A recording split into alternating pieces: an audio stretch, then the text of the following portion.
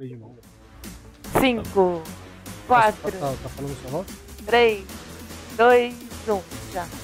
E ela tá de piercing na trança. Você já viu piercing na trança?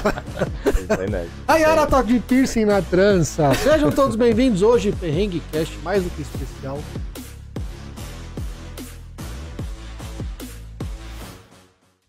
E até o menor aprendiz ali tá aqui na live hoje. O Lucas. O que você tá fazendo aqui, Luquinha? E de papel e caneta na mão, você vai largar o celular pra aprender hoje com o Eric? Sejam bem-vindos a mais um Perrengue Cast, hoje aqui na casa da Prime Bid, a maior geradora de cotações no mercado de segurança, facilities e tecnologia. Dentro da casa da Prime Bid, né? Bid é fera, é brabo. Você conhecia já, Eric, não? Não conhecia, mas conhecendo quem tá na direção, já sei que é fera. Já sabe que vai dar tudo sei, certo. Sabe, cara... Olha que por coincidência o Lucas já fez curso com o Eric lá atrás, hein? Quantos anos atrás?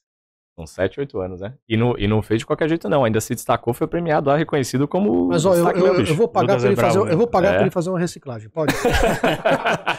Hoje aqui na casa da Prime Bid com esse convidado mais do que especial, Eric Loureiro. Eu aqui do meu lado direito, esse sócio na vida, sócio nos negócios. Estagiário no podcast. O oferecimento da Steifa Control System, patrocinador oficial aqui na casa da Prime Bid. O que a Steifa faz? Steifa é a maior integradora de segurança eletrônica e automação predial do mercado nacional, quiçá do mundo. Caraca, a gente tem case lá em Dubai. E pior que eu saí hoje de uma reunião que eu escutei, caraca, muito bem da Steifa. Hoje aqui do meu lado, Gabriel Meduri, o brabo de Maresias. Futebol, né?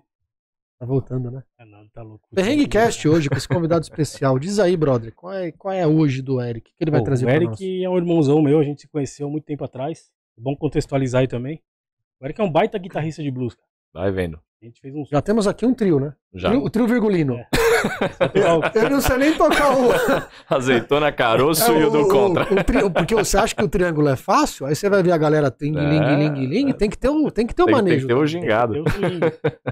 A gente fez vários sons juntos aí na época, conectados pelo Marcelo Cello, um grande baixista, brother meu também. Grande Cello. E a vida foi... O Bicho Solto também participou dessa história? Não, o Bicho Solto veio depois. No começo era eu, Eric, o Cello e um outro brother nosso que era o baterista. Tinha uma banda que chamava Papo Urbano Blues. O Molho Groove. O Molho Groove. E gravou CD, cara. Tem o Caco Siqueira, um baita do vocalista. Foi no YouTube lá, você acha. O cara fez um projeto legal pra caramba, interessante. Conheci o Eric de lá, o Eric já trabalhava com o PNL. O Eric já participava de muitos treinamentos, ele convidava a gente direto pra ir, eu era moleque, aqui, PNL, nem sei o que é PNL. Ele falava que era PNL, pra mim era um palavrão, mas eu achava muito louco, depois ele contava as histórias. E aí é onde o mundo veio nos trazendo, né? O Eric foi meu mentor logo na época da pandemia. Ele fala muito de você, Eric. A gente foi se conectar. Mal. Na época do empreendedor raiz, né? Exatamente. Então na época da pandemia, eu tava procurando outras alternativas ali. O Eric foi um dos caras que me deu um baita de um up aí, uma ideia legal do que dá pra ser feito, e eu lancei a primeira mentoria com o auxílio dele. Então eu também vou contratar de novo esse serviço, porque tá foda, viu? Eu carrego um na Bootcamp, tô carregando o outro agora, né? Você tava falando dos caras aqui, eu depois que fiz sociedade com você, eu trabalhando dobrado. Aí. Carregar os caras tá foda, viu? Imagina. Na segunda-feira, cheguei aqui cansado, porque carregar esses caras tá foda pra caralho. Com dor nas costas, o colégio tá pesado, viu, bicho? Mas vamos lá, contextualizando todo mundo aí, Eric. Quem é o Eric Loureiro? Fala um pouquinho pro pessoal aí. Bora, cara. Eu sou um cara obcecado por entender as lógicas da mente inconsciente. Esse lugar pra muita gente é meio misterioso, mas na verdade só parece misterioso porque na verdade tem lógicas diferentes da mente consciente. Cara, uns 14 anos, já vai inteirar 14 anos atrás que eu comecei a estudar o que era programação neurolinguística. E, na verdade, dentro da programação linguística, eu não parei nela, não parei na PNL. Eu queria entender o que estava por trás que fazia funcionar as estruturas e as técnicas de PNL. Aí eu fui mergulhar em neurociência, em mais um monte de outros conceitos, para poder trazer isso para o campo do comportamento humano. Então, hoje, o que eu me considero? Um especialista em mente inconsciente. E para que entender a mente inconsciente? Porque ela que manda. Porque a maior parte das pessoas tem a ilusão, a mais profunda ilusão, de que estão no controle da própria vida. Cara, não tá. A gente acorda de manhã e manda executar aquela programação que já está no nosso inconsciente e só passa o resto do dia na ilusão de que a gente está decidindo meia dúzia de coisas. Mas é só uma ilusão da Matrix, né? Dá meia dúzia de coisas pra gente decidir, pra gente falar, não, tô no controle pra caraca. Não tá no controle nem da sequência que ensaboa o corpo. Imagina, mas nem a sequência se bota tênis ou a meia primeiro ou tênis primeiro. meia-meia, Agora, meia Eric, tênis. só um negócio assim, senão eu esqueço de fazer essa pergunta. Por exemplo, eu sou um cara que tem uma obsessão por determinação. Tá. Assim, eu sou doente por determinação. Bora. Eu tô fazendo as lives lá que você tá acompanhando no 5 para 5, que é um bagulho insano, acordar às 4 e dormir meia-noite todo dia, é um bagulho muito louco. É. Quando toca o despertador 4h10, quando eu já não tô acordado antes, então vamos lá, desperta 4h10, o despertador todo dia. Cara, em milésimos, e eu pulo da cama. Assim, mesmo que eu não tô no 5 para 5, despertou, eu dou um pulo, minha mulher falou, qualquer dia você vai morrer, vai bater a cabeça no teto. Porque eu não consigo ficar deitado. Despertou, eu meto o dedo no despertador e já pulo da cama. Já é natural, anos eu faço isso. Mas eu tô vindo numa sequência absurda de estresse, de cansaço, cara, porque tem as outras coisas. Fazer a live, as pessoas acham que eu volto a dormir, depois é... Bom, vamos lá. Em milésimos de segundo, o meu vem uma mensagem assim, ó. Pum, não é todo dia, tá? Cara, hoje você tá muito cansado e você vai abrir o teu Instagram agora, deitado ainda na cama e vai dizer assim pro público, galera, não dá, eu tô no meu limite, assim, não dá. Mas em milésimos de segundos, parece que o outro lado a caixinha fala assim, não, cara, esse bagulho é um propósito insano que você criou. Você tem que ir. E em milésimos de segundo eu tô de pé, e já que eu tô de pé, o lado direito diz, o lado esquerdo, sei lá como é que funciona essa parada, que eu tenho que fazer. Isso. Essa parada como é que é esse jogo? É isso o dia inteiro, o tempo todo. Você já pegou uma parada. Isso aí chama partes em programação neurolinguística. Partes. É como se houvessem vários coletes dentro desse grande sistema que é o colete. Você, na verdade, é muito mais um ecossistema de pequenas partes suas, só que cada uma dessas partes estão aonde? Programadas no nosso inconsciente. É como se fossem departamentos de uma grande empresa, um grande sistema que é você. E cada uma dessas partes tem uma intencionalidade.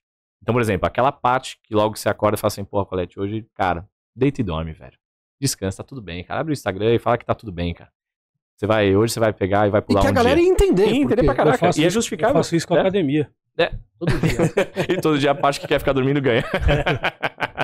Aí, cara, essa parte, ela tem uma intencionalidade. E ela te sugere um comportamento pra satisfazer aquela intencionalidade. E daqui a pouco a gente explica uma parada que se você não fizer, se o empresário não fizer pra satisfazer essa parte, dá bucha a médio e longo prazo. Se todos os dias você continuar forçando pra um lado, que esse lado que te faz levantar, pode dar bucha a médio e longo prazo. Então tua esposa não tá de todo errado, mas daqui a pouco eu te explico o porquê. Puta, ela já vence todo dia. Já era, Se ela escutar esse agora vai ter álibi, Já era. A outra parte sua, que é a parte que te faz levantar, que vai lá e faz, ela também tem uma intencionalidade. Ela quer que você honre teu compromisso, teu propósito, você vá servir, agregar valor na vida dos outros, etc e tal. Quer que você mantenha a palavra e tal. Cara, tá tudo lindo. As duas partes são boas, tem uma intencionalidade inconsciente. Ali você não sabe, ali você fica só no duelo, né? Você fica só a gente chama de conflito de partes, esse tipo de comportamento. Você fica só no vou, não vou pra frente, vou pra trás, vou pra direita, vou pra esquerda, não sei o que eu faço. No final das contas, você tem que tomar uma decisão. Aí você toma a decisão repetidamente de, cara, levanto e vou e faço. Só que essa outra parte, ela tá te mandando sinais e comunicações do seu inconsciente. A maior parte das pessoas ignoram essa parada. É como se ela mandasse a parte cala a boca todo dia. A parte, cala a boca, eu vou levantar e fazer o podcast e é 5 para 5 e dane-se, você fica quieto aí. Só, cara, se essa parte tá vindo todos os dias, às vezes com mais força e mais força e mais força, é porque ela quer te comunicar que tem uma intencionalidade que não tá sendo satisfeita. Se você não encontrar um outro meio, não precisa necessariamente ser deitar e dormir. Pode ser, sei lá, meditar, relaxar, descansar depois do podcast, sei lá, deitar na rede na hora do almoço, sei lá, tirar uma soneca de meia hora, sei lá, entendeu? Mas se essa outra parte que quer que você, por exemplo, descanse, relaxe, cuide da sua saúde, etc e tal, se ela não for escutada, lá na frente o inconsciente assume o controle. Nosso inconsciente, nossa mente inconsciente, ela tem algumas programações de fábrica. Uma delas é garantir que a nossa integridade física, mental, emocional, psicológica, está preservada. Essa parte vem te avisando. Ô, cara, cuidado aí só se não tá passando do ponto fisicamente. Só cuidado se não tá passando do ponto emocionalmente. Só cuidado se não tá passando do ponto. Uma parte das pessoas manda calar a boca a parte. Fala, eu vou fazer, eu mando e tal. Cara, não é sustentável a longo prazo se essa parte não tem a intenção dela satisfeita. Então, às vezes, você tem que fazer uma negociação. A gente tem negociação entre partes. Cara, eu preciso acordar. Esse projeto é importante pra mim. Se eu relaxar 10 minutinhos depois do podcast, consigo ter um alívio dessa parte? Aí tem um termômetro. O inconsciente, ele se comunica com o nosso, que através de sinais, sensações. A angústia no peito. Cara, eu tô com um gelado na espinha. Eu tô com um peso aqui na consciência. Ombro pesado. O peso do mundo, cara, tá pesado, tá pesado, tá pesado. É o inconsciente mandando comunicações através de sinais. A gente tende a interpretar o mundo pela nossa consciência. Só que a nossa mente consciente tem padrões completamente diferentes da nossa mente inconsciente. Então, quando eu começo a entender quais são as regras do jogo da mente inconsciente, minha qualidade de vida dispara. Não é que eu vou me perder no meio das partes, não, eu só vou entender o que elas estão trazendo. Eu não lido mais com o conflito, eu lido com as intenções por detrás do conflito. É muito melhor, é muito mais fácil. O jogo da vida, ele fica muito mais simples quando a gente enxerga o código-fonte por trás da programação do nosso comportamento. A maior parte das pessoas não conseguem enxergar o código-fonte. O código-fonte são as lógicas da mente inconsciente, entendeu? Essa voz que vem todo dia de manhã, ela tem uma intencionalidade. Ela tem algo de bom pra trazer. Só que a outra voz também tem. O que eu vou fazer, Eric? Vou decidir por qual? Cara, pela qual você quiser. A única coisa é que se houve uma comunicação, há um sinal inconsciente, há uma intencionalidade importante de ser olhada, ou reprogramada essa parte, com técnicas e tudo mais, ou essa intencionalidade tem que ser satisfeita por algum outro comportamento. Então, quando você diz que o inconsciente pode assumir o controle lá na frente, significa que talvez possa acontecer alguma coisa de ele desligar o seu corpo, um desmaio. Sei lá, qualquer coisa que te faça parar isso. É um perrengue? Mano, é isso que a gente quer ouvir. É um perrengue da minha vida? Se o cara que é mestre nessa parada vai contar um perrengue dessa parada, se a Karina escutar esse podcast amanhã, ela vai deserdar. Cara, eu fiz isso uma vez. Na verdade, foi uma época da minha vida que me trouxe a PNL. Foi uma época que eu tava colapsando comportamentalmente. O que estava acontecendo? Eu estava trabalhando todo dia numa carga horária violenta, ainda trabalho forte, mas qual que é a diferença? Hoje em dia, eu já sinto quando eu estou passando do ponto em alguma questão. E, na verdade, hoje em dia eu até produzo mais com menos esforço do que antes. Depois eu até posso explicar um pouco mais. Basicamente é porque eu uso muito mais uma força inconsciente do que força consciente. O nosso inconsciente ele tem uma capacidade de processamento muito maior do que o consciente. Tem gente que está programada para não ter sucesso. Na verdade, a programação de fábrica nossa não é para ter sucesso. De todos nós é para sobreviver. A programação base da mente inconsciente é sobrevivência. Não é sucesso, não é ser rico. Isso aí é fábrica do marketing te vendeu essa ideia de que o inconsciente está programado para isso. Não tá. Não tá. De nenhum de nós.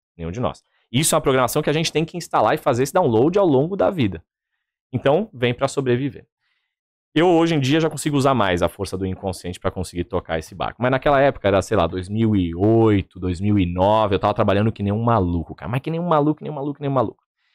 E eu tava virando madrugadas, assim, claro. E eu dormia 2, 3 horas e falava, tô bem, tô de boa. E o inconsciente dando risada lá de dentro. Não tá bem com 2, 3 horas de sono, não tem como ficar bem, cara. Fisiologicamente, as pessoas têm necessidades menores ou maiores de sono, mas, cara, não dá nenhum ciclo de sono REM, que é o sono mais profundo, que é o Rapid Eye Movement, que é aquele que o olhinho chacoalha, né? Não dá nem 2 ciclos de sono REM, não tem como ficar 100% recuperado. E eu fiz isso durante uns 3 meses, assim, um ritmo frenético.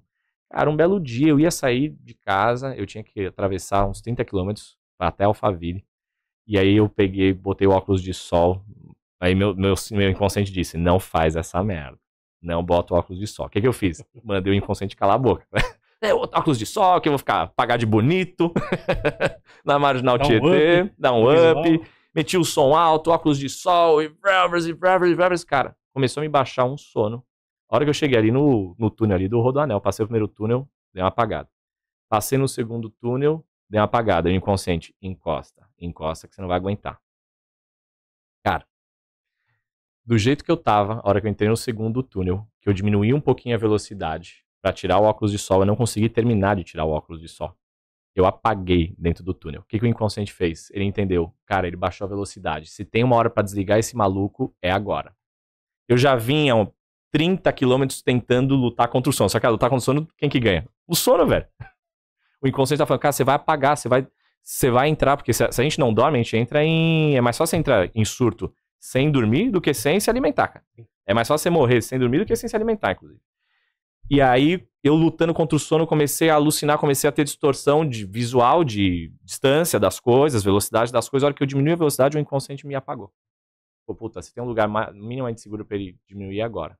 Só que eu ainda tava em deslocamento, sei lá, 50 por hora, 60 por hora, não sei quanto eu tava. Cara, eu comecei a vir com o carro faixa por faixa, indo pra direita, eu ia cair numa ribanceira violenta. Por sorte, o motorista de caminhão começou a ver que eu tava vindo e ia sair da estrada. Ele freou e deixou o meu carro encostar só na quina do caminhão. Aí deu estouro, pau, acordei, abri o olho e tal, puxei, parei, encostei. Falei, cara, chega, bati no extremo. o inconsciente vinha dando sinal desde a hora que eu entrei no carro. Na verdade, a hora que eu entrei no carro, o inconsciente falou, cara, não vai que vai dar merda. Aí eu botei o óculos, cara, tira esse óculos, não vai dar certo, pra que isso aí, você tá cansado. Entrei no túnel. Acho que é sexto sentido, né? Sexto sentido, intuição. Cara, o que é intuição, velho? Geralmente é uma dedução inconsciente. Eu vou deixar uma lição de casa aqui pra quem tá assistindo esse podcast aqui, o Perrenguecast. A maior parte das pessoas, por exemplo, vamos pensar a gente aqui. Vocês se lembram conscientemente que dia da semana era quando vocês nasceram? De jeito nenhum. Não? Lembra? Chuta sem falar, sem verbalizar. Quem tá assistindo aqui também pensa agora. Quem não sabe, né? Dá um palpite, assim. Um dia da semana que você achava que era. Intuição, assim, não precisa falar. Só pensa um dia. Pensou? Agora já falou. Agora fala. Não, segunda, né? Segunda? Nasci pra trabalhar, então tem que ser na segunda. Terça, beleza. Tá bom. Qual que é a probabilidade da gente acertar, cara? São 7 dias da semana. 1 para 7. Cara, é baixíssimo esse índice. É que como a gente tá todo mundo no podcast, infelizmente a gente vai conseguir ver todo mundo que tá na audiência. Mas quem acertar, depois manda no comentário aí que eu vou ficar feliz de saber. Mas quando eu tô em sala de aula, em alunos formandos de programação neurolinguística, eu mando todo mundo falar, ó, quantos alunos nós temos? Sei lá. Vamos supor que a gente tenha 100 alunos se formando em PNL. Então a probabilidade é 1 para 7 de 100 alunos. Então 1/7 de 100 alunos que vão acertar. Mas beleza, calcula aí quanto dá. Aí dá um número lá, né? Beleza, agora abre o Google lá e verifica. Cara, a probabilidade de acerto, usualmente, é 35, 40, 45% dentro das pessoas que não... Eu já isolo as pessoas. Ó, quem sabe qual a data? Então, vocês estão fora do experimento. Vocês que não sabem qual a data, quantas pessoas são? Aí, geralmente, dá 35, 40, 45% de acerto. Ou acontece um outro fenômeno. Um quase acerto. O cara pega a primeira resposta, ele tem um palpite que é inconsciente. A primeira resposta inconsciente é a mais honesta, que vem através de um sinal, primeiro pensamento, puff, aí ele conscientemente muda de raciocínio. Fala, cara, não, primeiro me vem, sei lá, quarta, e de repente eu falo, não, mas quarta talvez, não, talvez seja sábado. Aí o cara vai olhar, era quarta. Ou seja, era um certo. Do inconsciente era certo. Faltou a habilidade de ouvir os sinais do inconsciente. O que muita gente chama de intuição, eu não digo que não existe intuição, mas que a maior parte do tempo é um processo de dedução da mente inconsciente, mandando informações em cálculos complexos, acessando um banco de dados ultra complexo e dando uma sensação que você fala, cara, é por aqui, é por ali. Não, por aqui não. Ali vai dar merda. Não, aqui vai dar bom. É o inconsciente fazendo cálculos complexos e te dando uma informação. Foda, né? Surreal. Aí a hora que você confirma, quer confirmar aí? E aí o que acontece? Eu já pensei, antes de responder, eu pensei, puta, eu gosto de cerveja, churrasco. Eu só posso ter nascido na sexta, bicho. Sextou, papai, né? Essa vocês devem ter errado, então. Eu pensei muito, né? Você deve ter errado. É uma resposta com lógica consciente. Aposto que você errou. Agora, vamos porque falar o inconsciente, ele pega uma sensação, cara. Ele dá um feeling, assim, uma sensação. Agora vamos falar de autoconhecimento. Quem acertou, manda aí nos comentários aí pra gente saber. Autoconhecimento. As pessoas têm medo de se autoconhecerem? A maior parte das pessoas tem medo porque elas têm uma ilusão tosca de que elas acham que se elas souberem o que tá no inconsciente delas, a partir desse momento elas vão ter um problema que elas vão estar sob influência desse episódio. Eu errei completamente. Claro, você elaborou um raciocínio. Sexta, claro, né? lógico. Totalmente. Você elaborou um raciocínio consciente. Quando você pensa, cara, eu gosto de sexta e cerveja. Quer aumentar a probabilidade de acerto? Fecha os olhos e pergunta pra você mesmo, qual que é o dia da semana? Entendeu? Agora você já sabe. Agora já era. Na hora que você pergunta qual que é o dia da semana, sem um raciocínio lógico e estruturado, já era, você acerta. A hora que você tenta elaborar uma argumentação, você erra. Você tenta fundamentar isso, complica muito, né? Cara, é sentir a resposta. Uma parte das pessoas não sentem a resposta. E aí tem um lance, né, Colette? Uma parte das pessoas tem uma crença de que ao acreditar, ao estar exposto conscientemente ao que está programado no meu inconsciente, a partir daí eu tenho um problema. Não, cara. Eu tenho um problema a partir do momento que aquilo está no meu inconsciente. E eu não sequer me lembrar, ou não conhecer, ou não acessar isso, é muito pior, porque eu tô submetido à influência desses episódios, dessas programações, e nem sei que episódios são esses. A gente fala assim, eu tenho medo... Vira e mexe, o pessoal vem pro treinamento e fala assim, eu tenho medo de ir pro treinamento e de descobrir o que eu vivi, o que tá no meu inconsciente, significados que eu dei, crenças que eu tenho programado, minha programação inconsciente, e me deparar com algo que eu não gosto. Mas necessariamente há uma ressignificação ou não? Sim. Eu costumo dizer que só o fato de você tomar consciência já começa a enfraquecer. Tem uma frase de um cara que eu gosto muito, que é o Napoleão Hill. Ele diz uma frase que pra mim é matadora, cara. É bom, né? Você é maluco. Ele usava uma frase que dizia o seguinte, um inimigo descoberto, ou um inimigo revelado, é um inimigo semi-derrotado. A partir do momento que eu tenho consciência, eu começo a ter clareza. Eu vejo quando aquilo tá vindo à tona. Tinha uma moça que trabalhava comigo, outro perrengue. Perrengue, que gosta. Cara, eu via que ela trabalhava comigo há anos e ela era ótima, excelente, um monte de coisa. Mas, cara, ela começou a brigar com todos os homens da equipe. Mas todos. Caraca, mas peraí. Ela falou, brigou lá com o fulano. Eu falei, mas peraí, o fulano é de boa, cara. Cara, o que aconteceu, né? Bom, se desentenderam, acontece. Aí passou um tempo, brigou com outro fulano. Peraí, o que tá acontecendo, cara? Aí brigou comigo. Eu falei, peraí, cara, tem errado. Tá, tem alguma coisa errada. Aí fui lá, comecei a conversar, comecei a cavocar, trazer as técnicas da PNL pra conversa, as perguntas certas. A PNL gira muito em torno de algumas perguntas ou algumas estruturas da mente inconsciente. Aí a gente trouxe à tona, ela falou, cara, peraí, tem um lance aqui que tá vindo à tona, Eric. Cara, eu tô reagindo a vocês do mesmo jeitão que eu reagi ao meu padrasto. Ela tinha um puta de um arranca-rabo com o padrasto dela, tinha um monte de experiência muito ruim com o padrasto dela, na adolescência, ali, começo da vida adulta e tal. E no inconsciente dela, essas memórias se misturaram com memórias de toda e qualquer conexão com homens ou com homens que têm alguma autoridade ou algum cargo de liderança. Então, toda vez que ela tinha alguma figura masculina com cargo de liderança, a mente inconsciente dela generalizava e reagia a esse colega de trabalho como reagiria ao padrasto. Só que ela não sabia desse jogo. A hora que ela olhou, falou, cara, agora eu tomei consciência, velho.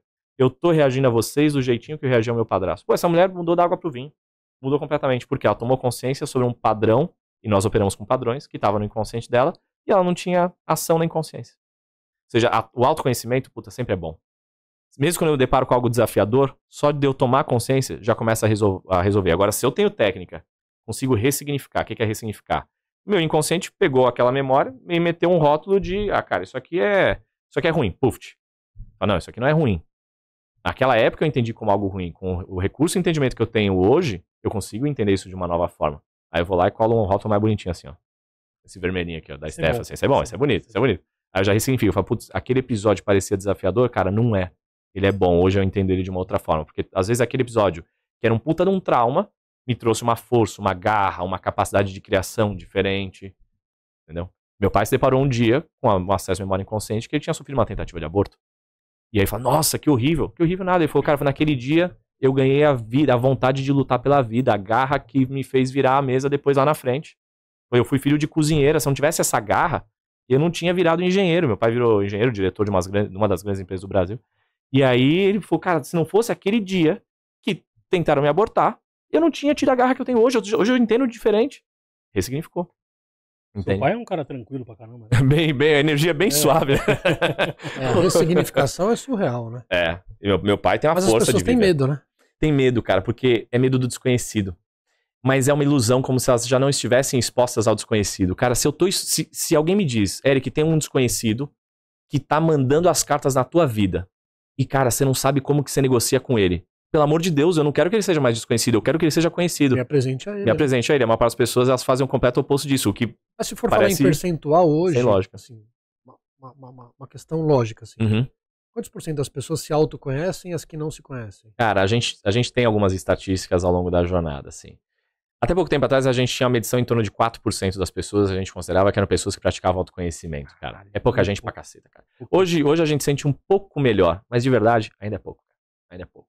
Você pega a população mundial, e vou te dizer, viu? Mundialmente falando. Mundialmente. O Brasil é melhorzinho, cara. Mas por que ainda pouco existe matéria sobre isso, incentivo sobre isso? Por que as empresas ou pessoas ou escolas ou pais, enfim, não incentivam o autoconhecimento? Cara, a verdade é que se você olha na linha do tempo da ciência ou da medicina, o cérebro é uma das descobertas mais tardias que tem.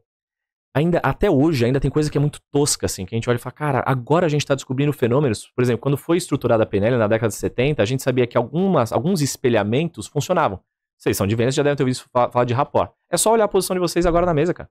Vocês estão em absoluto rapport inconsciente. A postura de vocês está absolutamente espelhada. Olha os braços. Vocês não pensaram em fazer esse negócio. Percebe? Até nisso, cara. Tô te carregando. Tô cansado, né? Tô te carregando até nessa posição. Tô cansado desde as 4 horas. Comigo, caraca, mano. Não é bizarro, cara. É foda, aí né? a gente toma consciência, joga o holofote e percebe que tá em rapport. Aí o Bia até quebrou o rapport. Pode voltar. É tô inconsciente, vermelho, cara. Eu não, cara. Você que tá no rapport comigo. Cara É de pau do bizarro. caralho. É inconsciente o espelhamento. A gente não pensa, porque pessoas de mesmo convívio, elas não pensam pra fazer rapport. Casal, amigos que trabalham junto e tal, não pensa. Eles só fazem esse rapport. É natural, é instintivo essa parada. Aí, na década de 70, a gente já tinha descoberto esse negócio em PNL. Falou, cara, rapport, mas não é um rapportzinho bobinho que hoje em dia se ensina de qualquer jeito, não. É rapport bem feito mesmo, origem da PNL. PNL raiz mesmo, puro sangue. Aí a gente parava um pouco na neurociência, onde é que a gente conseguia explicar por que esse fenômeno do espelhamento gerava conexão e confiança. Aí na década de 90, cara, isso tem 20 e poucos anos, tem 30 anos o negócio. Na década de 90 foi descoberto o tal do neurônio espelho, que é aquele fenômeno que faz um sujeito bocejar, o outro bocejar na sequência. Aí fala, o neurônio espelho explica rapport. Cara, década de 90. Você vê uma cirurgia de coração de 50 anos atrás, já era uma puta cirurgia bem feita e complexa, entendeu? Lógico, melhorou muito equipamento e tecnologia. Só que o estudo do corpo humano em quase todas as outras áreas, muito mais avançado. A mente humana, ela é complexa. Primeiro por causa da seguinte pergunta, cara. Onde é que tá a mente? O cérebro eu mostro. O cérebro eu explico. Eu disseco, eu abro lobo frontal, córtex neocórtex cerebral, sistema límbico, sistema reptiliano, eu mostro tudo fisicamente. Beleza, aonde é a mente? A mente não é o cérebro é o hardware, a mente é o software. Tem neurônio no intestino, tem inteligência espalhada pelo corpo inteiro. Mente e corpo formam um sistema único, então onde é que está a mente? Então assim, é um lugar que hoje a gente tem muito mais descobertas e fenômenos explicados sobre isso. Mas ainda é um lugar que você mergulha fundo, fundo, fundo e, cara, ainda continua tendo enormes descobertas. Então tudo isso é muito novo. A verdade é que entender comportamento humano, mente inconsciente, a gente começou a ficar melhor nisso de uns 30, 40 anos pra cá. Década de 70, 60, 50 já tinha umas coisas. Se a gente parar pra pensar hoje, a empatia, que é a 10ª lei de Napoleão Hill, né? As 16 leis do sucesso. Se coloque no lugar do outro, não faça aquilo que você não gostaria que fizesse a você. Nada mais é que empatia. As pessoas já não praticam. Exatamente. Imagina o autoconhecimento. É. Porque, na verdade, não fomos programados. Só nela e foda-se os outros. É. Porque não fomos programados pra isso, né, cara? E aí, por exemplo, você pega o neurônio espelho. Tudo que a gente vê, a gente tende a repetir. Aí você cresce num ambiente que não se praticava autoconhecimento. A tendência que você também não pratique é gigante. É que hoje em dia tá se quebrando um pouco mais esse padrão. Mas antigamente, Napoleão Hill, ou os grandes pensadores, sei lá, Freud, Wilhelm Reich, Jung, sei lá, qualquer cara que você pegue, ou na filosofia, que eu gosto muito, né? Sartre, Nietzsche, qualquer outro maluco desses aí. Cara, esses caras se comunicavam ainda pra uma minoria da minoria da minoria. Hoje a gente tá começando a popularizar mais esse negócio. E não tinha internet. Muitas vezes chega distorcida essa informação, né? Chega, Quem tá ouvindo e recebendo, o cara não vai lá nada. E autoconhecimento tem muito preconceito, cara. E eu até entendo por que tem mesmo. Porque em qualquer profissão, na minha, assim como na de vocês, tem muito, cara, muito aventureiro maluco. O cara entende uns 2, 3 conceitos e ele sai ensinando qualquer coisa. Então, assim, também tem uns caras que também ajudam a zonear o negócio, entendeu? Ajudam a... Houve uma onda de popularização de que meio que todo mundo podia... Mas geral, né? Mundial. Todo mundo achava que podia se beneficiar ao mesmo tempo, virar um treinador ou um coach. Eu não me considero coach, não é minha pegada. Eu acho que o coach perdeu... O processo de coaching tem muito coach muito bom, mas perdeu muito os padrões. O cara virou bagunçada a indústria. Tem gente muito boa. Os treinadores também, virou meio bagunçada a indústria. Os caras que estão conectados na fonte, entendendo isso com mais seriedade, cara, ainda é a minoria. Aí os aventureiros também atrapalham também o processo, né? A galera já não é muito levada ao autoconhecimento. Sim. Ainda tem uns aloprados por aí que piora mais o negócio ainda. O cara que não tem resultado, se você for ver hoje na internet, porra, tem um monte de cara ensinando aquilo que ele nunca fez, né? Mas tem. É o empreendedor de palco, né? Mas não é possível. O cara não logrou êxito em absolutamente pior não é isso, nada. Às vezes o cara ainda vem comentar algumas coisas e tal. Tem cara assim. É o neurônio espelho. Só que ele não chegou no teu nível, mas ele é o neurônio espelho. O cara vem ter umas dicas, dá uns conselhos, chama no WhatsApp. Pô, você não faz isso. Não, tem uns caras que dizem, hoje em dia eu transformo vidas e ajudo os outros a realizarem sonhos. Legal, irmão, os teus você realizou antes, né? É igual aquela história. Não, veja bem, é igual aquela história ainda do macumbeiro não. lá, né? Pô, o cara do macumbeiro, tô ficando nos pedaços, que eu não fiz uma macumba pra melhorar a vida dela, né? Só melhora a vida dos Faz outros. um trabalho, caceta, né? Não, é congruência, cara. Tem cara que ele desliga a câmera e, assim... Todos nós somos incongruentes em algum grau maior ou menor. A questão é que isso seja na minoria as incongruências, que a gente esteja o tempo todo buscando qual que é a próxima incongruência que eu quero resolver esse negócio, entendeu? Agora tem cara que não, cara. O discurso aqui é a hora que eu desligo a câmera, dane-se, cara. Né? Agora, essa parada é importante pra cacete. Por que não é colocado desde garotada, desde a infância no mundo pra as pessoas terem acesso? Não é bom, né? Deixa todo mundo na Matrix, deixa todo mundo agente de segurança na Matrix. Como é que eu vou desalienar todo mundo? Alguns cérebros, quando se desalienam, são muito perigosos, né? Cara, você sabe que uma coisa que eu trouxe a minha definição romântica, né? Eu sou um cara que estuda a mente inconsciente. A minha definição interna é que eu sou um desalienador de gente. As pessoas estão alienadas. Eu tô alienado em um grau maior ou menor para algumas coisas ainda na minha vida. Só que hoje em dia já muito menos do que um dia eu já fui. A maior parte das pessoas estão alienadas assustadoramente. Elas acordam, seguem o ritmo hipnótico, alienante, a vida delas, e elas acordam, sobrevivem na vida, no dia, dormem para no outro dia acordar, sobreviver no dia e dormir. E elas não perguntam nada sobre aquilo. Se aquela vida faz sentido. Cara, o que me trouxe pra essa missão foi um dia um mestre meu virou pra mim e falou assim, cara, tava vivendo um treinamento de autoconhecimento, tal, desenvolvimento humano. Aí virou pra mim e falou assim, cara, pergunta honesta, Eric. Eu quero até deixar essa pergunta pra quem tá ouvindo a gente. Se tua vida acabasse agora, amanhã, daqui a 5 minutos, todo esse negócio teria feito sentido? Tua biografia.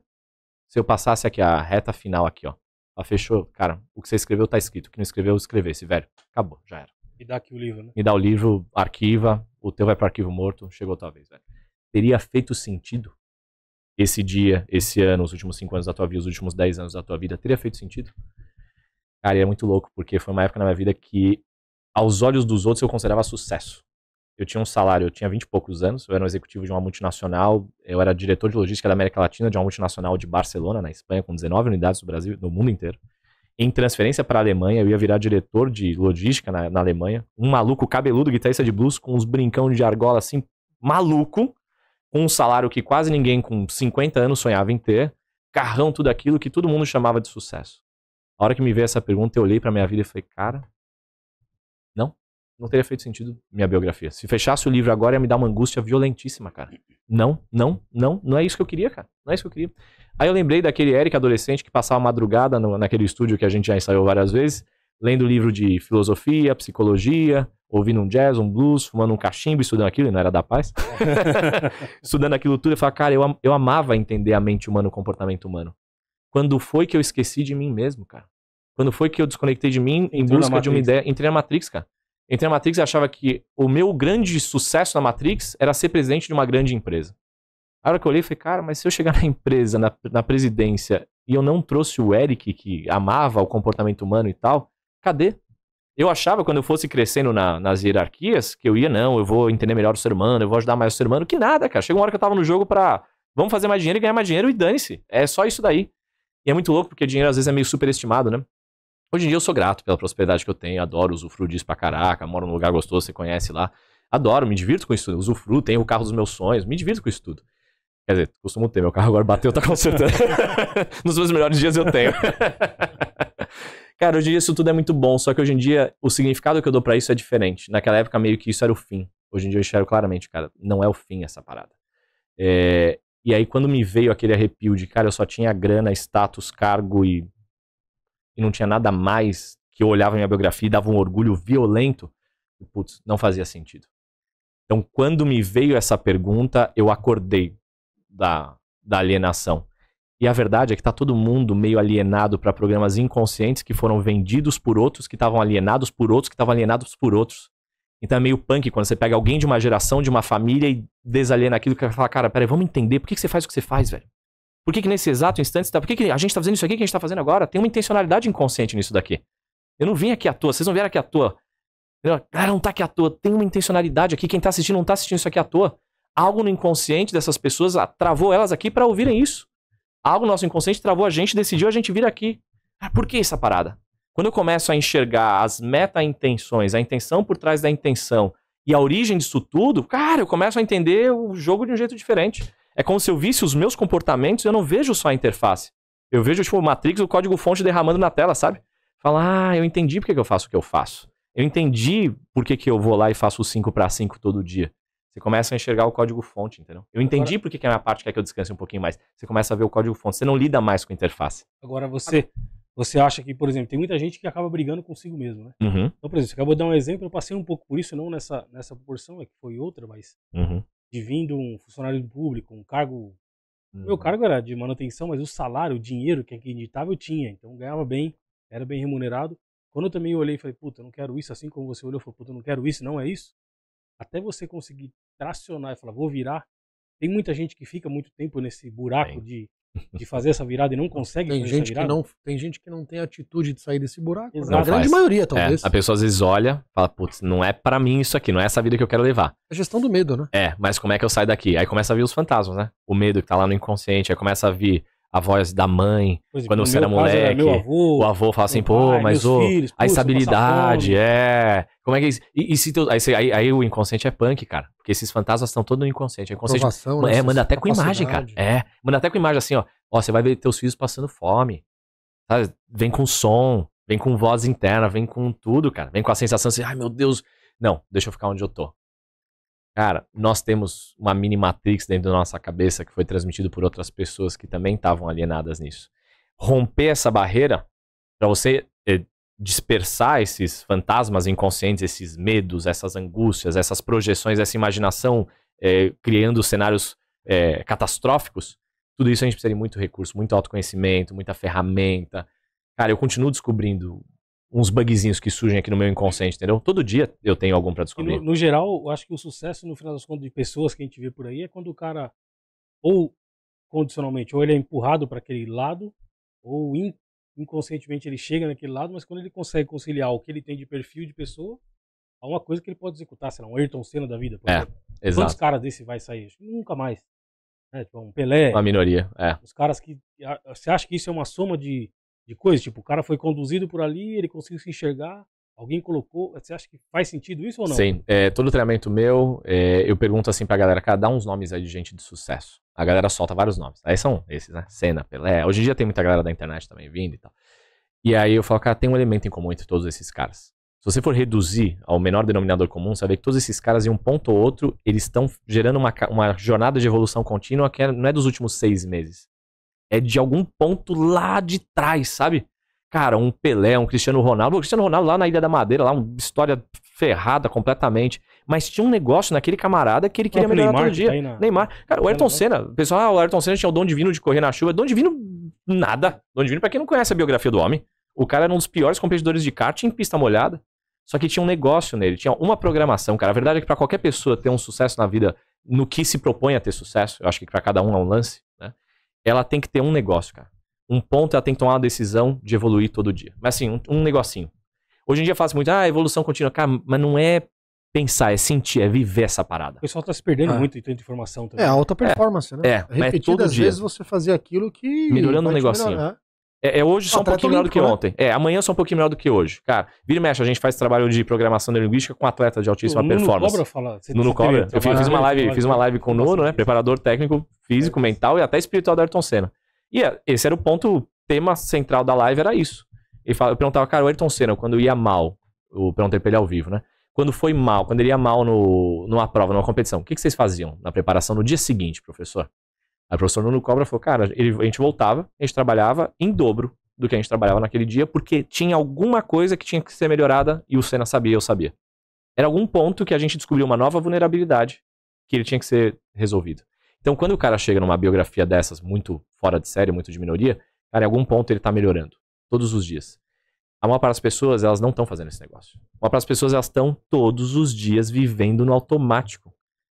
Elas não têm o desafio de hoje ser melhor do que ontem, e é só isso. Não tem esse negócio. Agora tem uma parada aí que eu não tenho todas esses conhecimentos que você está colocando aqui. Mas uma coisa que eu aprendi é atitude mental negativa, atitude mental positiva. Esses pessimistas eu deleto da minha vida. O cara que... O descrente, eu uso essa palavra, o descrente. Inclusive na minha família eu já deletei. Eu não quero nem ver. O cara, o zangado, o que reclama, que não vai dar, o cara que é o fantasma, o cara que... Puta que... Esse cara, eu nem vou na casa mais. Eu fiz X mesmo. Ah, mas é primo, foda-se o primo, morreu pra mim. Então, mesmo não tendo o estudo prático de como praticar, eu já deleto, cara. Você faz. Tchau. Mesmo que você não saiba o nome, o efeito da neurociência, que isso produz no cérebro, não interessa. Na prática você faz. Cara, vários desses caras faziam na prática coisas que hoje a gente explica, mas que eles não tinham a estrutura. O legal de ter estrutura e ter consciência de como a gente faz as coisas que a gente faz bem feita é que é replicável e expansível. Então você pode replicar em outras áreas da vida e multiplicar para outras pessoas, expandir para outras questões mais. Mas a verdade é que toda pessoa que tem sucesso, e naturalmente você tem sucesso pra caceta. Você tem sucesso pra caceta. Todos nós estamos nessa sala aqui temos sucesso. Senão a gente não tava aqui fazendo um trabalho massa como esse. A gente ainda tava lutando lá pra sobreviver. Esse é um trabalho por si só que tem nobreza.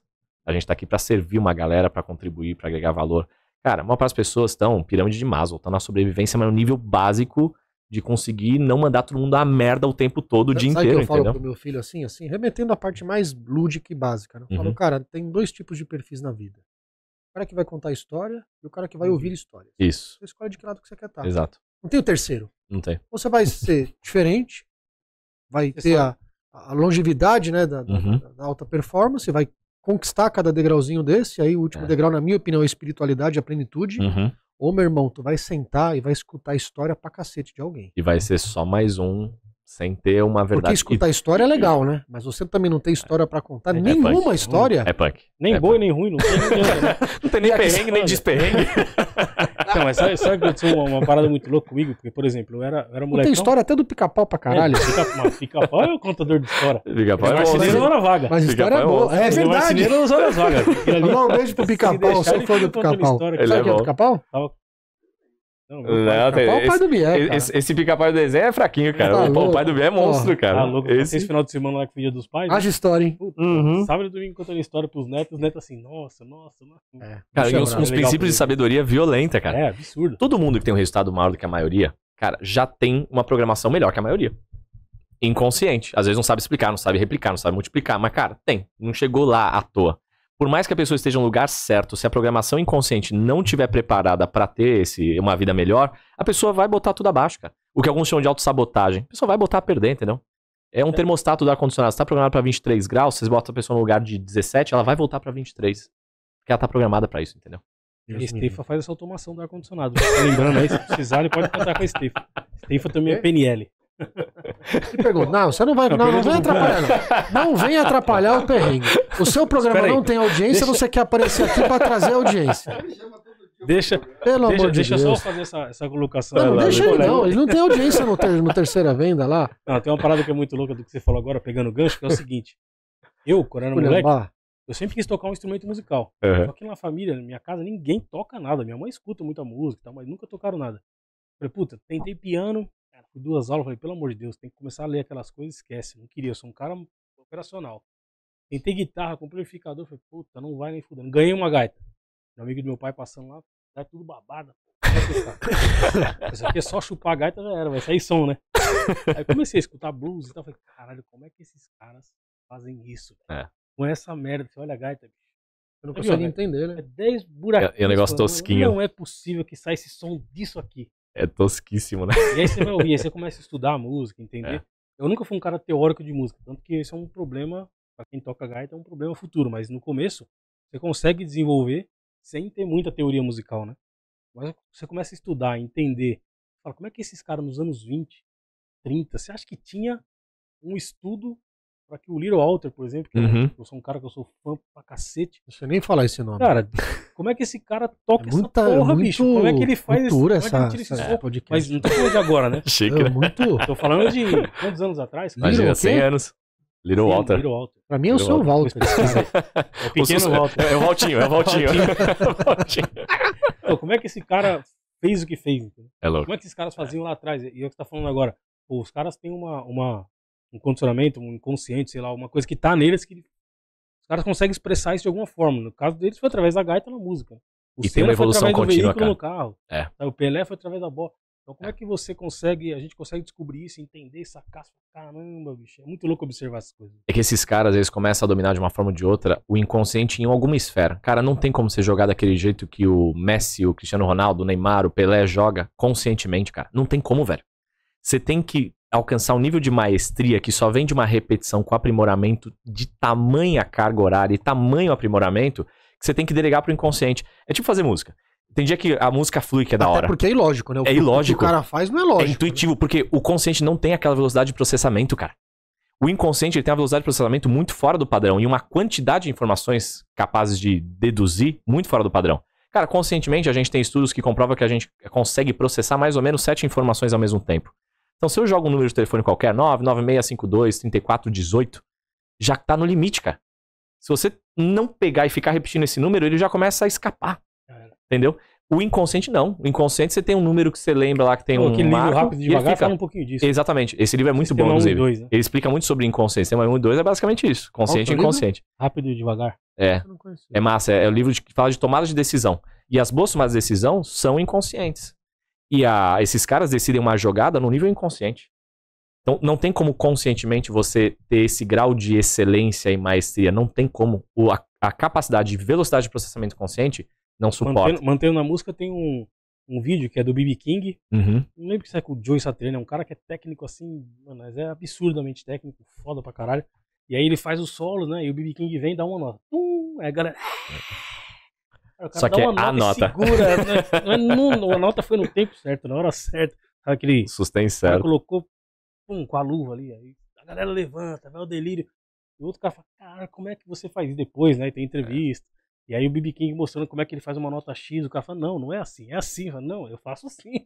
E dá o mesmo som. Você fala, caralho, é muito bizarro. É isso. E mesmo quando você tá fazendo música, tem dia que tá inspirado. Se você parar e pensar, cara, eu tô inspirado, pronto, já começa a vir pra consciência. Já começa a baixar a performance. Exato.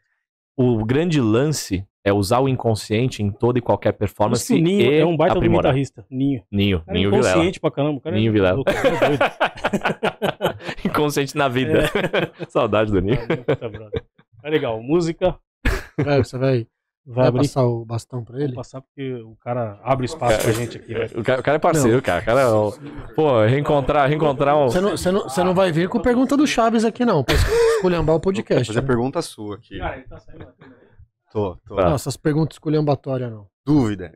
Pensa assim, a gente fala de propósito. Uhum. A gente fala muito de propósito, por exemplo. Tem um propósito, muitas vezes muito ligado à questão monetária, muitas vezes a questões de crescimento e sucesso. Uhum. O quanto quando a gente pensa na questão do inconsciente, isso não pode estar ligado numa questão de ego e vaidade. De eu pensar, eu tenho que crescer, eu tenho que ter sucesso, eu tenho que ter o carro de sucesso, eu tenho que ser o melhor na minha área. O quanto esse ego e vaidade não pode estar substituindo essa questão do propósito? Como que eu consigo distinguir as duas? Cara, eu gosto de um método muito simples. É pensar uma parada. Você vai morrer, cara. Você vai morrer. Todos nós aqui vamos, sei lá quando. Tomara que demore um tempo. Na hora que você estiver de frente pra morte, o que você vai ter orgulho e o que você vai sentir falta? Ah, eu vou ter orgulho de ter 1 milhão de seguidores. Você não vai ter nem Instagram do lado de lá. Nossa, 2 milhões de seguidores. Cara, eu já atuei em projetos maravilhosos que alcançaram milhões de seguidores, legal pra caceta. Se tem verdade, legal.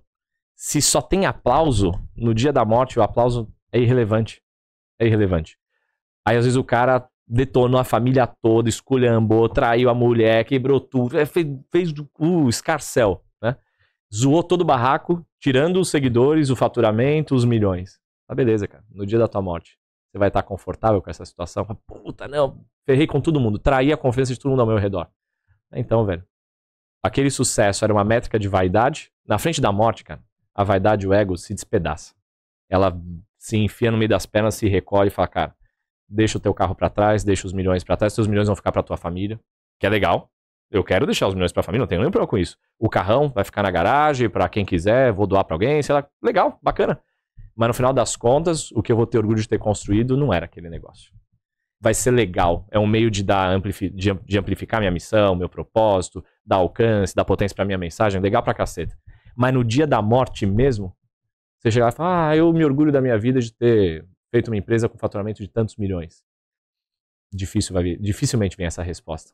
Agora, o que vem, isso pode ser uma metáfora. Os milhões, a empresa, quantas unidades, quantos funcionários você empregou, isso pode ser uma metáfora porque realmente era o teu lance aqui. Agora, se essa empresa me fez alcançar tantas famílias, me fez influenciar positivamente um mercado, uma sociedade, um país, aí o buraco é mais embaixo. Nessa hora da morte você pode estar orgulhoso. Mas esse propósito ele tem que estar diretamente ligado com a felicidade? Porque, por exemplo, eu monto uma estrutura que eu impacto milhões de pessoas, mas aquilo, de certa forma, está em estresse, que eu fico com receio de como eu começo a me descolar de ter felicidade na simplicidade. Por exemplo, de acordar e tomar um café em paz olhando a sacada. O quanto eu falo assim, pô, eu tô contente só com isso, porque agora eu não tenho que ter uma mansão, uma sacada com uma vista melhor. E eu começo a me descolar da simplicidade, agora sempre é mais pra eu ter felicidade. Aí você vira o cachorro correndo atrás do rabo e não vai alcançar nunca. Porque a hora que tiver a mansão, você vai querer ter... Eu mudei pra um lugar lá, legal, me diverti, um casarão maravilhoso e tal. Aí eu já descobri que eu virei pobre imediatamente lá. Eu chegou, feliz já. Carrinho de golfe e tal e tal. Eu falei, cara, quanto custa esse carrinho de golfe? Aí eu falei, 100 mil reais. eu nunca imaginei que eu pudesse comprar 100 mil reais no carrinho de 7 baterias. Quantos cavalos tem essa jossa? Ah, tem, sei lá, 5 cavalinhos. Eu falei, não, cara, não, cara. Não faz sentido, não faz sentido. Aí nessa hora eu comecei a olhar e falei, cara, olha só, esse jogo não zera nunca. Porque a hora que eu cheguei no condomínio dos meus sonhos, eu descobri que tem um outro nível. Aí descobri que tem um outro nível, que tem um outro nível, que tem um outro nível. Eu falei, caraca, esse negócio não tem fim nunca, cara. Então há um perigo na corrida dos ratos. Agora, o que eu enxergo? Tem algumas coisas que elas sempre vão ter significado e sentido. Tem um grande mestre que eu treinei pessoalmente com ele, e eu sou mentorado e certificado diretamente pelo mestre dele. Esse grande mestre é o Tony Robbins, e nós temos um mestre em comum. Eu e o Tony Robbins temos o mesmo mestre, que é o John Grinder, que é o criador da programação neurolinguística. Eu me uno ao John Grinder, em média, uma vez por ano, para treinar outros treinadores de PNL do mundo inteiro. Já treinei treinadores de mais de 33 países. E o Tony tem uma parada que ele tirou da PNL, mas ele colocou a coisa dele, juntou com a psicologia tradicional, e ele diz o seguinte: o ser humano tem basicamente 6 necessidades básicas. Uma é segurança, é estabilidade de alguma forma, né? Outra é diversidade, é ter alguma coisa nova acontecendo o tempo todo. Outra é conexão, amor, né? Outra é significado e significância. E tem as duas mais supremas, que são contribuição e crescimento. Geralmente, se eu tiver uma dor nessas 4 mais segurança, diversidade, conexão e significado, essa aqui é relativamente fácil de resolver. Então, essas dores, às vezes eu tô tomando café da manhã e tô meio chateado porque eu construí um império que não me permite sentar pra tomar café da manhã em paz com a minha família. Cara, às vezes é só uma questão de diversidade, conexão, amor, é mais fácil de resolver. Agora, se o meu trabalho tá me trazendo um sentido de que eu tô contribuindo na vida dos outros, tá sendo legal, eu vou sentir uma felicidade a longo prazo, apesar da felicidade a curto prazo não tá rolando. Eu corrijo essas variáveis, a felicidade de curto prazo começa a voltar. Então eu mexo na agenda, contrato uma pessoa para me desafogar um pouco, logo eu volto a me sentir feliz a longo prazo e a curto prazo. É de boa. O problema é quando eu tenho felicidade a curto prazo, eu tenho que tomar um monte de cerveja, senão eu não suporto o negócio. Eu tenho que me desligar na sexta-feira, o happy hour, que é sad hour, né? Porque senão eu não suporto, eu preciso rápido me desligar de tudo, senão eu não suporto a vida. Cara, aí a longo prazo isso vai trazer infelicidade. Então, pra mim, assim, aonde mora a missão e propósito? Muito mais uma felicidade de realização de longo prazo, não na vida alegre. Eu costumo dizer, não sei se brasileiro é alegre, é um povo alegre, é um povo meio desesperado. Às vezes eu olho assim, sexta-feira, os caras saem tudo louco, né? Mas, cara, isso não é alegria, isso é desespero, velho. Isso é desespero, é tipo abriu a prisão, cara, vocês estão tudo livre, vai, velho. Vai, carta de alforria geral. Sextou! Domingo à noite com depressão. Exato. Entendeu? Eu já olho essa parada e falo, cara, às vezes a gente tá buscando alegria pra tampar um buraco que não dá, não consegue preencher, entendeu? Agora, quando tem uma parada que a médio e longo prazo sustenta, porque eu sinto que eu tô crescendo pra mim, pra minha vida, pra minha família, pras pessoas ao meu redor, eu tô entregando algo melhor, e não é dinheiro necessariamente, um ser humano melhor. Tô virando um ser humano melhor pra mim e pra eles, puta, isso é massa. Quando eu faço algo que me faz sentir realizado, né? É massa. E mesmo que a curto prazo não feche, lá na frente a conta fecha. E você continua. Você continua. Agora, o fogo é quando eu não acho realização a longo prazo, nem a curto prazo, só tem dor. Aí tem uma coisa estranha. Aí tem uma coisa estranha. Entendeu? Mais do que isso, paga a sua renovação lá no PNL. Já entrou aqui, já atrapalhou. Você vem querer trazer... Você sabe o preço que é pra trazer o Eric aqui, cara? Porra, meu. Já que não tem audiência no seu programa lá, você vem aqui atrapalhar a audiência do Perrengue, cara. Ai, cara. Dá uma sua linha.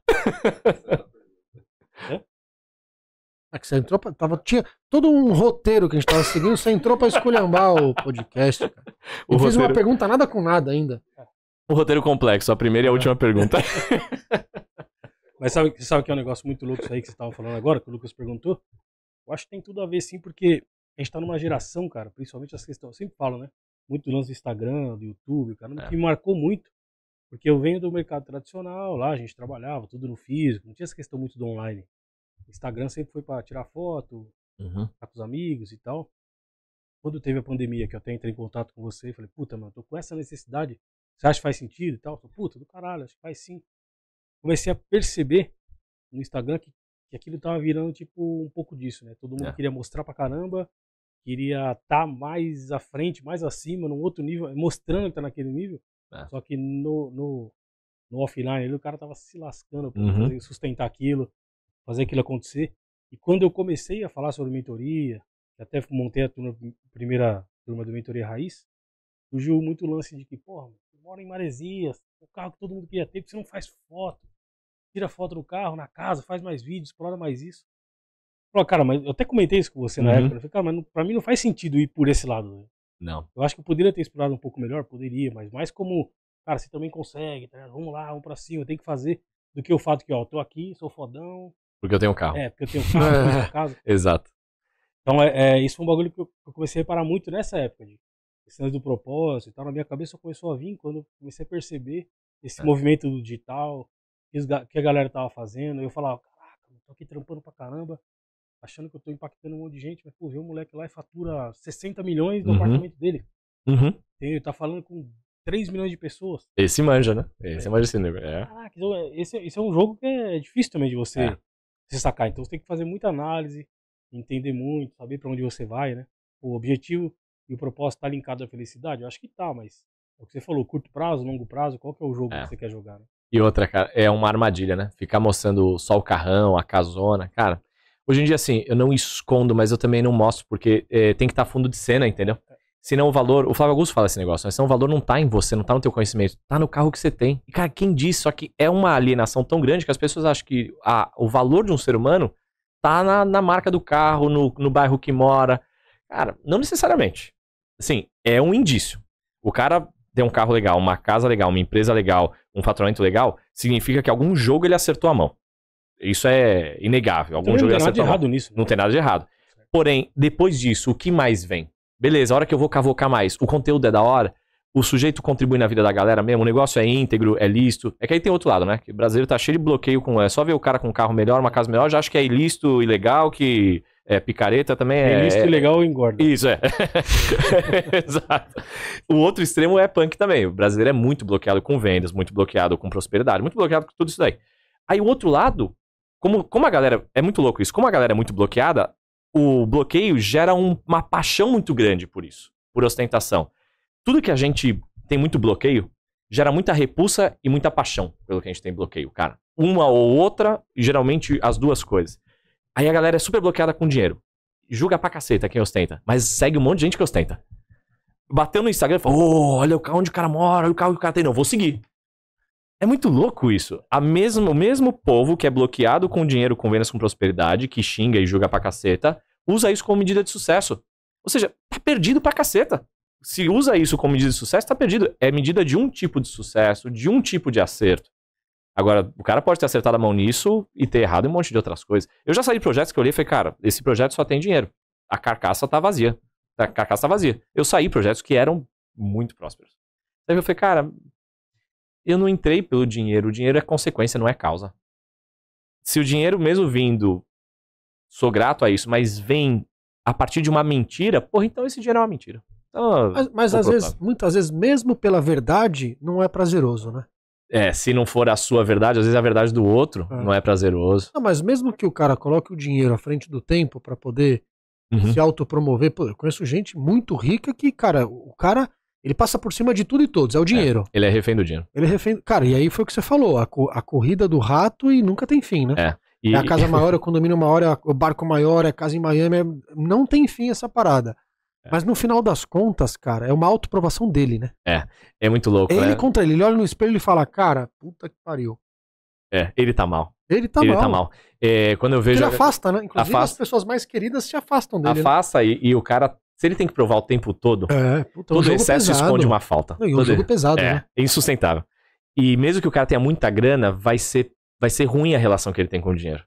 Todo excesso esconde uma falta. Se o cara tem que mostrar o tempo todo que ele é bom, que ele é foda, que ele faz e acontece, e o digital tem esses perigos, né, por causa da autoridade, cara, tem 1 zilhão de formas de construir autoridade, as formas mais elegantes e as menos elegantes.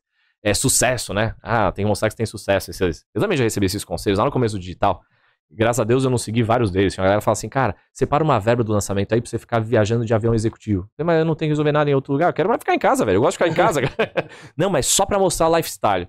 Cara, meu lifestyle sou eu e minhas crianças em casa, velho. Se a minha audiência não consegue conectar com isso, dane-se, cara. A gente vai estar numa casa legal, mas sou eu e minhas crianças em casa, cara. Eu não quero ficar pegando um avião. Se eu posso ficar em casa. E fazer amanhã de 9,90. O protocolo é pra Dubai e fazer um vídeo lá. Exato, clássico.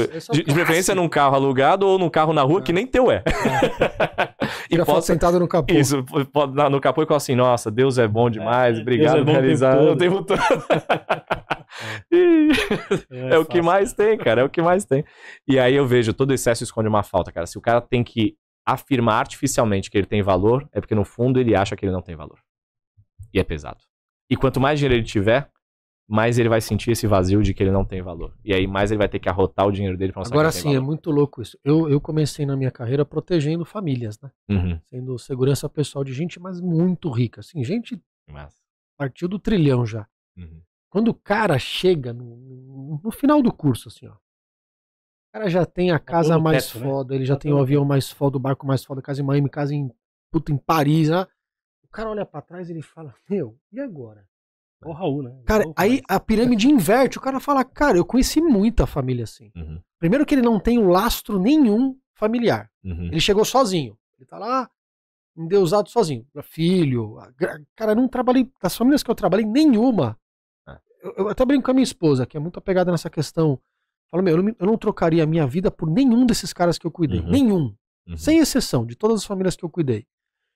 O cara, quando chega, ele fala, cara, que merda. Tô sozinho. Tô sozinho. Não consegue nem E outra, buscar ninguém. por isso que muitas vezes o cara, ele volta a reviver coisas do passado, né? Uhum. Ele quer usar o chinelo havaiana que ele usou quando ele era pobre. Uhum.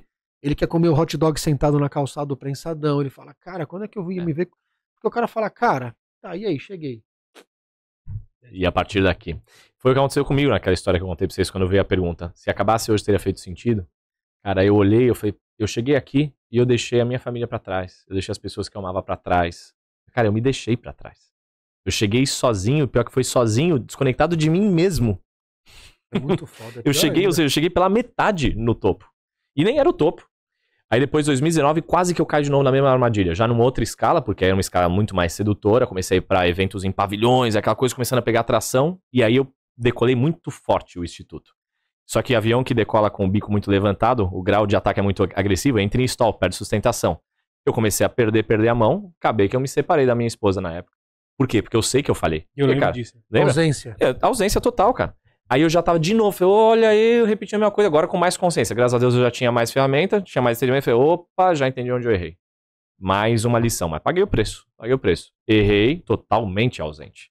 Achava que, não, peraí que eu já volto pra trazer os ouros pra vocês. Cara, o ouro já tava sobrando, não precisava daquela agressividade. Aí começou a entrar no ego, na vaidade. Não, vamos rápido, vamos agora. Cara, hoje em dia, depois da pandemia, a gente recomeçou as nossas operações, e aí fui pros bastidores atuar, saí de cena, fui atuar dando mentoria para outros mentores aí, que estão no mercado até hoje, com milhões de seguidores, faturando milhões de reais, fiz sociedade com vários, fui pros bastidores. Não, aí voltou agora, ano passado a gente voltou. Falei, não, agora eu vou voltar pra frente das câmeras, vou voltar pros palcos, mas eu vou com todo mundo junto. Eu vou comigo mesmo junto, eu vou com a minha família junto. Porque se eu chegar lá, vazio, sozinho ou pela metade, não é sucesso, velho. Isso é fracasso. Não adianta, né? Aí vai ser um pouco daquilo que você tava falando. O cara pega uma coisa e vive outra, né? Não consegue. E dinheiro é legal, cara. Mas ele não é fim de nada. É meio clichê esse negócio, mas é muito verdade, cara. Elas não conseguem entender. As pessoas falam, é verdade, dinheiro é meio, não é fim. Cara, mas elas vivem como se fosse fim. Aí eu sei que a pessoa, uma coisa é você entender a frase, outra coisa é você viver a frase. Então, se não é fim, por que você, nessa corrida dos ratos desvairada, só mudou o nível? Antes você jogava a corrida dos ratos pros milhares. Agora você joga a corrida dos ratos pros milhões. Mas você continua desconectado de tudo e de todos, cara. Qual que é a lógica disso? Me explica. Cara, isso é uma das coisas que hoje, assim, eu me preocupo absurdamente. Uhum. Porque eu pra descolar, assim, nessa loucura... É fácil, cara. Meu... Na verdade, eu nunca... Sempre fui preocupado pra caramba com isso. Eu nunca me deixei perder a mão, né? Uhum. Eu já perdi oportunidades. Mas tô ali, sempre mantendo a minha família e tal. Eu prezo muito essa parada. Porque acho que talvez é aquela coisa que você tá falando, né? Eu venho de uma família que foi totalmente desconstruída. Uhum. Meu pai pra um lado, mãe pro outro, eu morando sozinho, com a minha irmã de 15 anos, tal, puta perrengue, perdi a irmã com 22 anos, câncer, eu segurando a onda, minha mãe também, o pai tava ali, mas não tava ali, né? Tava lá, meu pai em Atibaia, minha mãe em São Bernardo, cada um correndo pelo seu. E aí eu sempre olhei e falei, puta, meu objetivo de vida é ter a família constituída. E tá lá, puta, tio onda, gosto. Abrir mão pra caramba de coisas pra poder estar com eles. Uhum. E aí você perde, lógico, a oportunidade de você estar lá com o aviãozão voando. Mas você tá em voo decolando, pô, olha a tua vida onde tava lá naquela época. Cara. O que você fala, né? O que eu acho que é legal de comentar é que, putz, a gente acha que não tá tão bom, poderia estar melhor, mas olha pra trás, né? Porra. Olha de onde você veio lá, olha o que você deixou, olha o que você criou, olha E outra, quem tá embarcado contigo, quem tá a bordo, cara? Quem tá a bordo? Se der tudo errado agora, a gente vai fazer de novo. A gente sabe o modelo, sabe como é que faz. A gente tem na mão o negócio. Né? Então é diferente de quando você vai, tocão, sai fazendo sabe, cara, chegar lá no pódio sozinho é triste, cara. Você não consegue nem voltar pra buscar ninguém. Um ciclo profissional na minha vida, logo que eu comecei a empreender em 2008, ganhei muita grana, né, cara? Muita grana. E eu discutia muito com a minha esposa. Ela só não largou porque talvez me ama mais do que, sei lá. Você casou 2 vezes com ela, né? Coitada. Você vê que ela gosta pra caralho. Tadinha. Beijo, Cacatinha. Cara, eu colocava o lado financeiro mais importante que a minha saúde e que minha família. Mas assim, não era no subconsciente, não era no consciente. Eu falava assim, ó. Mas pra que tudo isso? Eu falei assim, eu falava assim, fica quieto, hein? Olha a gestão opressora. Não é bom ir pra Paris? Não é bom ir pra Suíça? Então para de me encher o saco. E cada vez eu vou trabalhar mais, porque eu discutia ao contrário. Se você me encher no saco, eu vou trabalhar mais. Pra trazer mais conforto pra você. Você não quer ter uma vida melhor? Você não quer ter melhor colégio pras crianças? Cara, eu era louco, inconsequente, sem noção nenhuma. É que a vida melhor era outra. Porque ela falava assim, mas eu tô feliz com você, eu te conheci pobre, simples. Eu falava, não, mas através de todo esse círculo que eu tô fazendo essa engrenagem rodar, olha a vida que a gente tem. Eu falava, mas eu não quero isso, seu retardado. Eu quero você aqui em casa. Eu não quero ir pra Paris, caraca. Eu queria abrir um vinho aqui mesmo, cara. Mas eu falava, você tá errada. O mais importante a empresa é mais importante. Cara, eu falava isso. A empresa é mais importante que a minha saúde e que você, que a minha família. Olha que louco, cara. É maluco, né?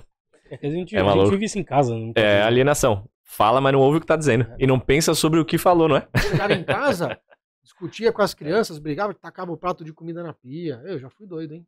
Imagina, aí o prato é chique, o talher é de ouro, né? Mas... Aí fui pra psiquiatria, a psiquiatra falou, tu é louco mesmo, porque ela tentou me sarar, quase que eu sarei ela. Brincadeira. Mas, cara, sabe onde eu melhorei? Quando eu procurei ajuda. E você chega num estágio da sua vida, cara, e aí entra o que ele colocou, que é muito perigoso, né? A vaidade, o ego.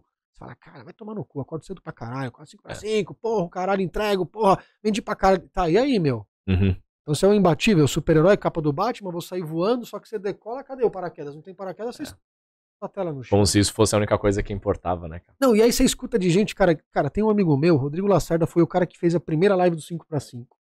O cara era executivo, 3 apartamentos, morava num puta lugar legal. Cara, ele largou tudo pra ir morar na roça. Caraca. Ele fez a live do 5x5 dentro do escritório dele. Sabe onde era o escritório do cara? Dentro do galinheiro.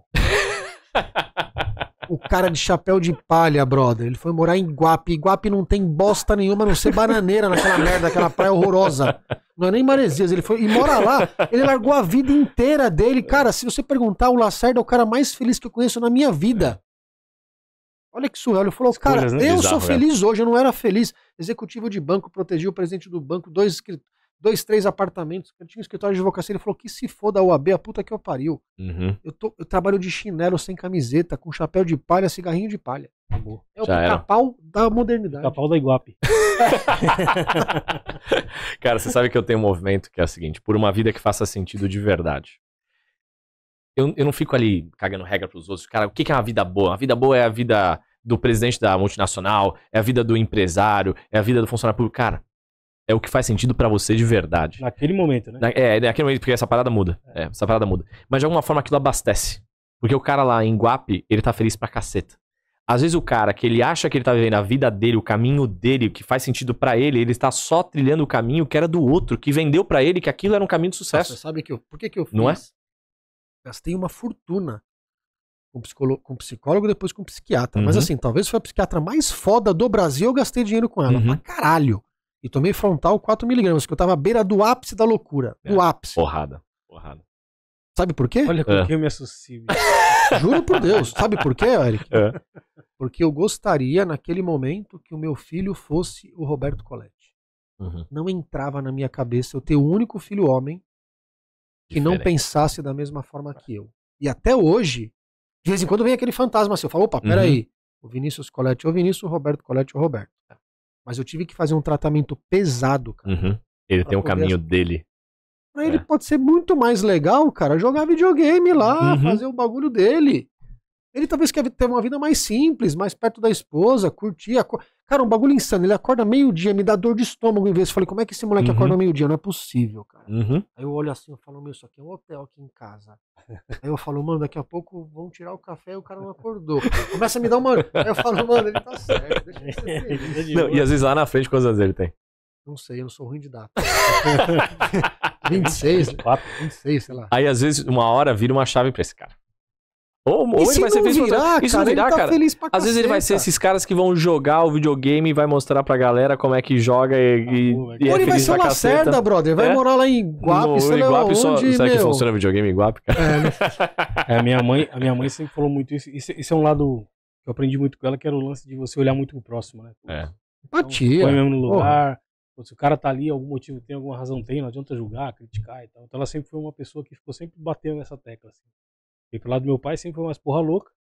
E minha mãe era a pessoa mais centrada na casa. Então, acabou que eu fiquei meio que no meio do termo. Depois eu falei, puta, você foi um pouquinho mais pro lado do meu pai, aí tem o lance da minha mãe. Então você fica fazendo esse equilíbrio aí. Meio. Esse lance de fazer sociedade com o Colete foi pro lado do meu pai. Falei, foda-se, eu vou me associar com qualquer um. Aí peguei ele. Vou me meter em perrengue. Minha vida tá meio sem perrengue. Eu quero precisar de satisfazer a necessidade básica de diversidade. Comprou uma área junto, não? Brincadeira, a gente fez muita coisa legal junto aí em pouco tempo. Estamos chegando ao fim, hein? Passou rapidinho. Já uma hora e pouco de podcast. Caraca, voou, cara. Caraca, 1h10. Massa demais. Foi um dos maiores episódios, então, hein? Aí, ó. Arrebentamos hoje, hein? Já ganhamos. Fizemos um perrengue. Já ganhou like. Show de bola. Mas vamos caminhando pro fim, então. O Eric também tem compromisso hoje ainda. Tem a galera do Mastermind. Eric, tem os cursos de PNL, tem os seus treinamentos. Como que é? Fala um pouquinho onde o pessoal te segue e te acha. Tenho várias doideiras. Bom, pra me seguir, joga lá Eric com CK, _ Loureiro. Eric com CK, _ Loureiro. A gente tem o Instituto, que é o Elos DH, Elos Desenvolvimento Humano. Esse Instituto ele tem ramificações, né? Tem Elos Digitais, a gente tem os programas digitais, mentorias. A gente pode pôr na legenda lá, né, Yara? Boa, hein? Chique. Tem as mentorias online. Eu tenho os programas presenciais, que são os treinamentos vivenciais, que foi o que o Lucas fez ainda numa versão anterior, ainda hoje em dia o negócio é bem mais profundo. Eu rodei o mundo buscando o que eu tinha de melhor no mundo, cara. Fui treinar desde o Tony Robbins nos Estados Unidos. Quantas pessoas têm treinado hoje, mais ou menos assim? Ao todo, assim, o número já não tá mais preciso, já passou e a gente perdeu um pouco a conta nos meses lá de 2019. Mas, cara, no mínimo 46 mil pessoas. 46 mil é o número que eu tenho convicção. Que eu treinei em salão, e não é número de internet, não. É gente que eu treinei em salões presencialmente no Brasil inteiro e fora do Brasil. É gente. América Latina, Europa, cara, é gente pra caceta. Hoje em dia eu tô na maciota, né? Depois que eu voltei da pandemia, eu tô estruturando, a gente tá começando a franquear o Instituto, multiplicar um negócio, havia um negócio doideiro aí. Mas até 2020, eu operava numa velocidade insana. O ano tinha 50 e poucas semanas, né? Eu dava normalmente 70 treinamentos no ano. Loucura. Eu descia do palco, subia no palco, meu cérebro tava... Tava no inconsciente. Tava no inconsciente. Parecia que era a mesma narrativa, sempre treinando gente, cara. E é massa, é um negócio interessante, porque você vê resultado na vida das pessoas, aquilo abastece de volta, você quer fazer pra mais gente e tal. Mas aí foi quando eu aprendi que tem que vir mais gente comigo. Se a família não vai, cara... Não faz sentido. Não faz sentido eu salvar a vida dos outros. Não é salvador, o cara se transforma, né? Mas eu sirvo o cara, ele transforma a vida dele e a minha não. Não faz sentido, entendeu? Hoje em dia eu tenho os programas presenciais, que é o Elo 1, Poder Emocional, Elo 2, Supere Seus Limites, Elo 3, Conexão Essencial. É uma trilogia, mas pra mim é um programa só vivencial. É uma imersão, a pessoa vai pra um hotel mais afastadinho, assim, e aí fica lá mergulhado no hotel lá, aí a gente trabalha num salão de treinamento, várias dinâmicas.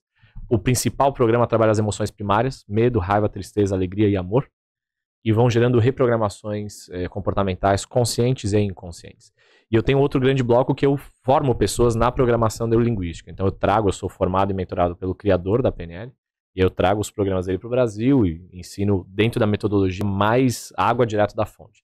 O criador, você fala de John Grinder. A PNL, ele é co-criador. Ele e o Richard Bandler começaram isso na década de 70. E um terceiro personagem... lá fora com eles. Lá fora. Na verdade, eu me reúno quase todo ano com eles lá na Europa para treinar outros treinadores de PNL. Então, eu fiz uma formação com ele, passei meses lá na Europa em 2019. E depois eu continuei me reunindo com a equipe dele. E assim, eu trago água mais pura, mais da fonte. Por quê, cara? PNL, assim como várias outras metodologias, são maravilhosas na essência.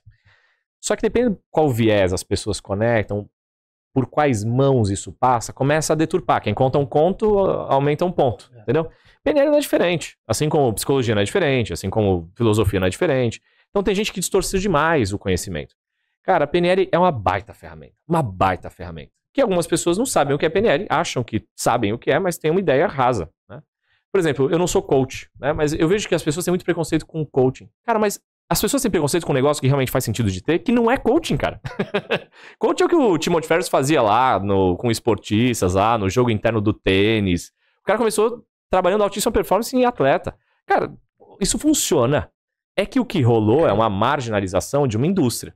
A PNL, uma época, teve um pouco disso também. Graças a Deus a gente está limpando muito desse mercado de um tempo para cá com bons profissionais, mas ainda tem muita gente aloprada. Então eu trago a PNL direto da fonte, de fora para o Brasil. Assim, hoje o que eu entrego nos programas, nos treinamentos, tá PNL raiz. Raiz, isso aí. PNL raiz verdadeira, puro sangue, genuína, puro sangue, direto da fonte. Puro creme do milho verde. Puro creme do milho penelístico. E aí eu trago isso direto pro Brasil. Então eu faço formações da PNL, inclusive a PNL moderna, que chama Novo Código da PNL. Que a PNL é muito louca, cara. São jogos, são atividades lúdicas, é um negócio diferente. Assim, tem a PNL estruturadora, perguntas, visualizações de imagens, sons, perguntas pra si mesmo, comunicação com o inconsciente, super legal. Tem gente que acha que é esotérico, não tem nada de esotérico. É muito bem estruturado. É muito bem estruturado. E tem a PNL Novo Código, que ela é modernosa. Que ela é jogos, coisas lúdicas. Cara, muito massa. Muito massa. Ambiente corporativo funciona, que é uma maravilha, por exemplo. Porque é uma PNL simples de aplicar. Que busca colocar a gente em estado de alta performance. Então quem quer conhecer mais, só jogar lá Eric_Loureiro, vai achar. Muito bom. Essas são as nossas jornadas. Assim, eu tô criando métodos aí novos aí. Quem for seguindo vai descobrir aí. Vai chegar coisa boa. Ainda, né? Tem coisa. A gente teve agora com o Thiago Reis, o podcast lá saiu hoje, né? Saiu hoje. O Thiago Reis fez a formação de PNL agora. Thiago Reis é bravo. Uma semana e meia atrás. Um abração aí, Thiago. Elo 1, vai pra Elo 2 agora. O Thiago, o sócio, cara, a galera, o ecossistema tudo ao redor do Thiago tá vindo tudo. Mano. Thiagão, monstro. Você pega esses caras que tem sucesso aqui, ó. A gente tá falando aqui, cara, vocês têm sucesso, esse cara tem sucesso. A galera que tem sucesso, cara, era quem menos precisava dessas ferramentas. E geralmente é quem mais vai atrás e absorve. Aí por isso que precisa menos. Porque busca mais. Aí a galera que tá com a vida meio bagunçada é quem mais precisava, é quem menos busca, quem menos acredita, quem menos se permite, entendeu? Ou o Rodrigo falou, Deus escreve certo de linhas tortas, né? Mas é bom, pra gente a concorrência é cada vez menor. Falou lá, tem que tomar crédito quando você não precisa mesmo. Né? Exato. Porque precisa ter histórico, né? Exato. Quando você precisa, não adianta você falar, puta, pelo amor de Deus, o dinheiro. Já vai pagar como, né? Você não tem histórico nenhum. Pô. Mais ou menos isso. Isso. Quem menos precisa é quem mais toma PNL. Show de bola. Chegamos ao final de mais um episódio, parceiro. Muito obrigado. Tem alguma mensagem aí? Eu tenho. Não gostaria que o Lucas ficasse no próximo podcast, porque ele atrapalha a audiência. O cara mandou uma pergunta boa, bicho. Legal, chegamos ao fim de mais um PRCast hoje com um cara brabo pra caceta. Eric Loureiro. Siga o cara nas redes sociais porque é um gênio. O cara que traz conteúdo que impacta positivamente a vida das pessoas aqui no Perrengue. Foi incrível. Como diz a Yarinha, o episódio que ela mais gostou. Aí, gratidão. Tamo junto, a gente se vê aqui no PerrengueCast junto com você na casa da Prime Video com patrocínio da Teifa Control System. Valeu, Eric. Valeu, Tamo junto. Eric, obrigado. Gratidão, uma honra. Até mais, gente. Valeu.